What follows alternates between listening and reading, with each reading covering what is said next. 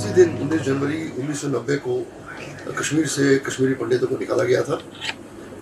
वहाँ की मस्जिदों के स्पीकर्स से अनाउंस किया गया था कि सारे कश्मीरी पंडित जो है अपनी बहनों और बेटियों को छोड़कर कश्मीर खाली करें।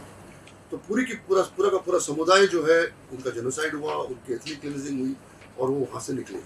इसलिए पूरे विश्व भर आज 19 जनवरी जो है वो हमारा जेनोसाइड डे है, हमारा एक्सोडस डे है और हमारा एथनिक क्लींजिंग डे है। आज जो हम मिले हैं, मैं अपनी एक डॉक्यूमेंट्री स्क्रीन करने जा रहा हूँ। ये डॉक्यूमेंट्री कश्मीरी पंडितों का नरसंहार, ये मैंने खुद शूट की थी 1990 में। मैं खुद उस दौरान 19 जनवरी के आसपास भी, उस दिन भी मैं खुद कश्मीर में था और ये सारे फुटेजेस जो है मैंने खुद शूट किए। और मैंने उस वक्त जो हमारा पलायन हुआ था, उसके बाद जब रिफ्यूजी कैंप्स में लोग आए और वहाँ पर बसे, ये पूरी जर्नी जो कश्मीर पंडितों की है मैंने खुद शूट की। और मैंने सोचा कि आज का दिन जो है वो सारे विक्टिम्स को एक ट्रिब्यूट पे करने का दिन है। और अनुपम जी जो हैं वो मेरी इस पूरी जर्नी में, मेरी इस पूरी लड़ाई में, हमारे सारे जो फेजेस हैं उसमें खेर साहब हमारे साथ रहे। और चूँकि खेर साहब खुद भी कश्मीरी हैं और कश्मीरी पंडित हैं, तो इस पूरी त्रासदी को, इस पूरे जेनोसाइड को, इस पूरी एथनिक क्लींजिंग को हम सबों ने खुद सहा है, खुद फेस किया है और खुद इसको लड़े हैं और लोगों के सामने हमने चीज़ों को लाने की कोशिश की है।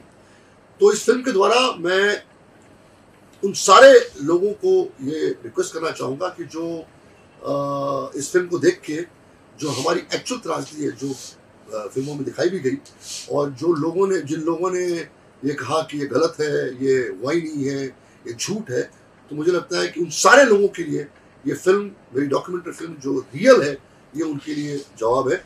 और मुझे इस बात का यकीन है कि आपके द्वारा, मीडिया के द्वारा जितने भी लोग इस डॉक्यूमेंट्री को देखें, अपने आप में इस पूरी त्रासदी को फील करें, अपने इस जेनोसाइड को, इस एथनिक क्लींजिंग को, ट्रेजेडी को फील करें। क्योंकि हमारे हिसाब से, कश्मीरी पंडितों के हिसाब से, ये दुनिया के सबसे बड़ी ह्यूमन ट्रेजेडी है। इससे बड़ी ह्यूमन ट्रेजेडी हो ही नहीं सकती। क्योंकि हमारा कसूर नहीं कोई, हम माइनॉरिटी कम्युनिटी में थे, हम पढ़े लिखे लोग थे, हमने कभी बंदूक नहीं उठाई, हम नॉन वायलेंस में बिलीव करने वाले लोग हैं, हम गांधी जी के फिलॉसफी में बिलीव करने वाले लोग हैं, और हम आज अपने ही कंट्री में, अपने ही देश में रिफ्यूजी बन के रह गए हैं। तो हम फिल्म शुरू करेंगे। उससे पहले मैं खेर साहब से रिक्वेस्ट करूंगा कि प्लीज खेर साहब, your experiences to the people. ये पहली डॉक्यूमेंट्री भी जो and the world remained silent, वो मैंने देखी थी। तब इन्होंने बहुत सारे शॉट नहीं डाले थे, शायद दुनिया को शॉक नहीं करना चाहते थे। और अब इन्होंने बहुत सारे वो शॉट्स डाले हैं कश्मीरी पंडितों का नरसंहार में। जब डॉक्यूमेंट्री बनती है तो डॉक्यूमेंट्री रियल फुटेज की होती है, रियल जगह की होती है। आप अगर कुछ पुरानी डॉक्यूमेंट्रीज देखें, चाहे वो हमारे देश की आज़ादी की डॉक्यूमेंट्री हैं, गांधी जी दांडी मार्च पे जा रहे हैं, या पुरानी जो ब्लैक एंड वाइट की डॉक्यूमेंट्री है, उसमें आपको यकीन होता है बिकॉज वो they are taken. We will keep this genocide alive because इसको इसलिए अलाइव रखना ताकि ये बाकी दुनिया के किसी और इलाके में इस तरह का जेनोसाइड ना हो। दुनिया के किसी और इलाके में, हिंदुस्तान में तो इतना ही ना हो, पर दुनिया में कहीं भी जहाँ पर अमन प्रस्त लोग रहते हैं, उनके साथ इस तरह का ना हो। वो आपके द्वारा, मैं बड़ा खुश हूँ आप लोग यहाँ आप आए हैं इस डॉक्यूमेंट्री के लिए। उसको जिंदा रखना जो है बहुत इम्पोर्टेंट है। हमारे खुद के पर्सनल लेवल पर हमारे फैमिली मेम्बर्स को इसको भुगतना पड़ा, मेरे मामा को भुगतना पड़ा, बहुत सारे रिश्तेदारों को भुगतना पड़ा, और काफ़ी इसको दबाए रखने की कोशिश की गई। 32 साल तक इसको दबाए रखने की कोशिश की, टिल कश्मीर फाइल्स केम, और आज 33वां साल है। और अभी भी बहुत सारे ऐसे लोग हैं जो इसको अलग अलग नाम देते हैं। तो सच तो मुझे लगता है कि वैसा है कि वो कभी ना कभी बाहर आता रहता है, और जो सच जिनको झूठ बोलना होता है उनको जिंदगी भर झूठ बोलना रहता है। तो ये प्रताड़ना जो सही है कश्मीरी पंडितों ने, कश्मीरी हिंदुओं ने, प्रॉब्लम क्या हो गया है कि जब हम कश्मीरी पंडितों की या कश्मीरी हिंदुओं की प्रताड़ना की बात करते हैं तो बहुत सारे लोगों को ट्विस्ट करते हैं इसको कि शायद हम बाकी माइनॉरिटीज को या बाकी लोगों को हम उतना इम्पोर्टेंस नहीं दे रहे। ये ट्रेजेडी है, चाहे वो किसी भी धर्म के लोगों के साथ, और उस हर ट्रेजेडी को एक्नॉलेज करना, उसका बहिष्कार करना, उस पर टिप्पणी करना मानवता का हमारा एक नियम है और हमारे लिए बहुत जरूरी है। और आज फिर वही है, 2023 19 जनवरी, 33 साल हो गए हैं। अभी भी बहुत सारे हमारे कश्मीरी भाई बहन जो हैं वो अलग अलग चीज़ों के लिए, मुद्दों के लिए लड़ रहे हैं। अभी भी बहुत सारे लोगों को, और टेररिज्म का जो असर है कश्मीर पे हुआ है वो हर जाति पर हुआ है, हर लोगों में। I think it's very symbolic of the producer and the director Vivek ji और पल्लवी जी और Abhishek Agarwal and the cast and crew कि पहली बार तो ऐसा 1 साल के अंदर 2 बार ये फिल्म रिलीज होना बहुत बड़ी बात है। ये देखिए, आप उन जख्मों को तो भर नहीं सकते जो आज से 33 साल पहले, लेकिन कभी कभी कोई ऐसे कंधे पे हाथ रख देता है तो ये दूसरी बार रिलीज होना भी जो है ये उसी बात की निशानी है। आज बहुत सारे लोग हमको ये भी बोलते हैं, अरे आपने अभी इनके लिए क्या किया। चलो, कश्मीर फाइल ने एक चीज तो की कि दुनिया में ये जग जाहिर कर दिया कि ये ट्रेजेडी हुई थी, तो आज ये रिलीज हुई है। It's a symbolic thing. अब वो जो लोग हैं, वो कुछ लोग ऐसे भी कहेंगे, देखा सेकंड टाइम रिलीज कर दी, इसके तो कोई कलेक्शन नहीं हुआ। तो जो लोग रोते हैं उनको जिंदगी भर रोना ही होता है। कुछ लोग होते हैं डूअर्स एंड कुछ लोग होते हैं क्रिटिसाइजर्स। हम डूअर्स हैं और जो क्रिटिसाइजर्स हैं उनको करने। आर्टिकल 370 हट गया, बहुत बड़ी बात है, 65 साल तक नहीं बदला। आर्टिकल 35A बदला, और वो सिर्फ कश्मीरी हिंदुओं के लिए नहीं था। 35A वो सब माइनॉरिटीज के लिए वो बहुत ही दकियानूसी लॉ था। और इस साल 2022 में सबसे ज्यादा टूरिज्म बढ़ा है। देखिए, वहां पर काम की सख्त जरूरत है। जो विकास दुनिया में, मतलब भारत में बाकी देशों, बाकी स्टेट्स में हुआ है, वही विकास वहां भी होना चाहिए। मुझे लगता है विकास हो तो अपने आप जॉब्स बढ़ते हैं तो लोग खुश रहते हैं। तो इस तरह की अजीबो गरीब चीजों में उनका ध्यान नहीं। हमने देश को आजाद करने के लिए 200 साल लड़ा, 100 साल लड़ा, पर आजाद हुआ। अब ओवरनाइट तो चीजें, मुझे नहीं लगता। That's more for an answer for politicians to give you that answer. I am an optimist. अब आज हम जो बैठे हैं और आपके साथ बैठे हैं, ये भी ऑप्टिमिज्म का नतीजा है। हम चाहते हैं कि कुछ बदले और कुछ आप सवाल उठाएं, और कुछ सवाल ये आपके जरिए बाकी लोगों तक भी। ये जो पूरा एक्सोडस था, जेनोसाइड जब मैं वहाँ पे था, तो मेरी लाइफ चेंज हो गई एक्चुअली। मेरी थिंकिंग, मेरा बिहेवियर पैटर्न, मेरी चाल, मेरी चलने का ढंग, मेरी सोच पूरा बदल चुकी। बिकॉज वो जो पूरा जो हादसा हुआ था तो बहुत ज्यादा था।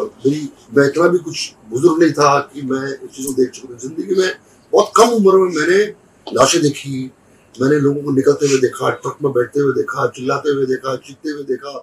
डेड बॉडीज उठाने के लिए लोग नहीं थे जम्मू में। तो सब पूरा जो प्रोसेस था, मैं उसका हिस्सा था। तो मुझे लगता है कि 10 जन्म में भी लोग जो है वो ऐसे हादसे जो है वो एक्सपीरियंस नहीं कर सकते।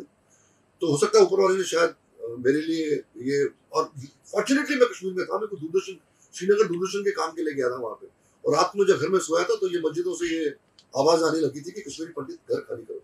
तो मेरे पास लकीली कैमरा था, वीडियो कैमरा, जो पुराने वीडियो कैमरा होते थे, जो VHS कैमराज, और आईबैंड मेरी टीम यहाँ से गई थी और वो shooting a documentary for Srinagar Doordarshan. तो उसके पहले तो मैं कैमरा लेके मैं सड़क पे निकल गया।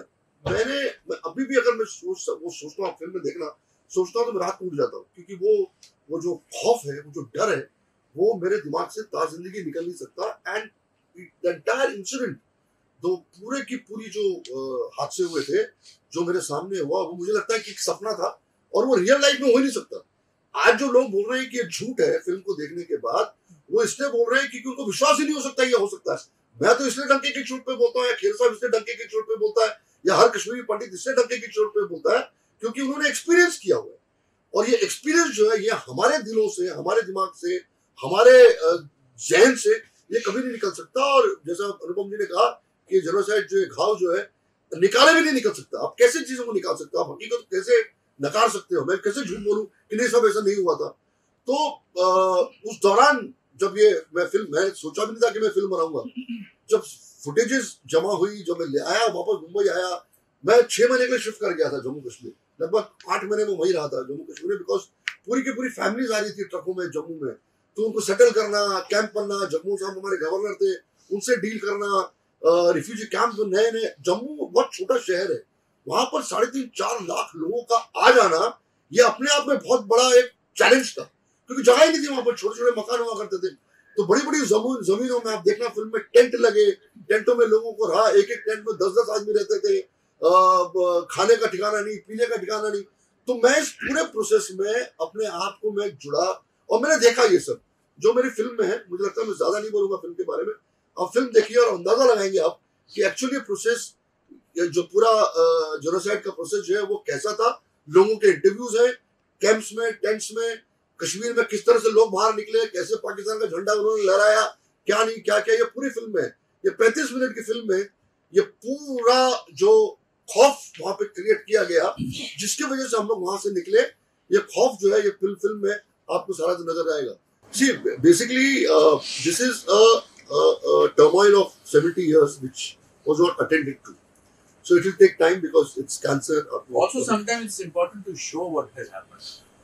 अब उपहार ट्रेजेडी पर ट्रायल पर फायर बना है, 25 साल तक उसको झुठलाते रहे उसके जो ओनर्स थे, उसका मतलब क्या वो हुआ ही नहीं अपने आप। वो तो आप बिलीव करना चाहते हैं बिकॉज उसकी डॉक्यूमेंट्री फुटेज है कि आग लगे हुए लोग भाग रहे, हम सब at least I was there etcetera.